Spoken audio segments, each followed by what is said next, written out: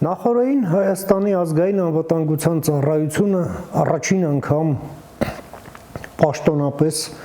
հրապարակեց KGB-ի առաջին ագենտի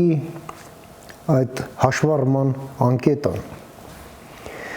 Իհարկե, սրա հետ կապված բազմաթիվ կարծիքներ կան, հարցեր կան, բայց մի քանի հարց այստեղ իրոք օրինաչափական է։ Ինչ է այդ պարոն Եզրասը կամ Մկրտիչը ինչ միակ ագենտն էր KGB-ի, ում բացահայտեցին եւ ներկայացրեցին հանրությանը։ Իհարկե ոչ։ Այդ ժամանակ հարց է առաջանում, իսկ ինչու ներկայացնել նրանը, բայց չներկայացնել մնացածներինը։ Ի վերջո, այս ամենը ինչ որ միանվագ քայլ է, թե այնուամենայնիվ սկիզբ մի միջոցառման, որը կոչվում է լյուստրացիա։ Ի վերջո, այդ մարդկանց որևէ մեկը չի պատրաստվում գնդակահարել, պատի տակ, այնպես ինչպես իրենց սիրելի KGB-ում անում էին, ասենք սրանից տասնամյակներ առաջ, կամ տանում կորցնում։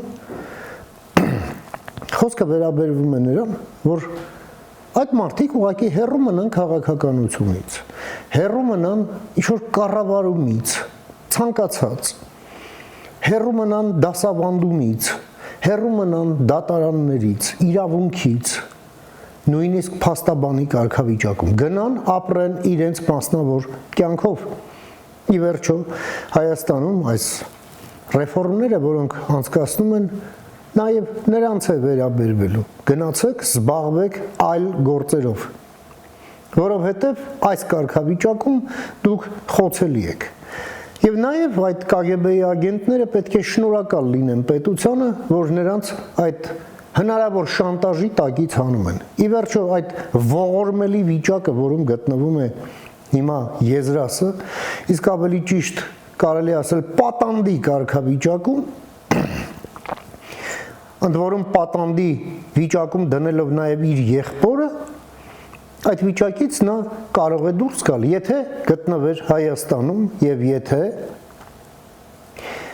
չշարունակեր մնալ այդ KGB-ի ժառանգորդ, FSB-ի եւ իր տիրոջ Պուտինի հասանելիության տիրույթում։ Լյուստրացիան անհրաժեշտ է։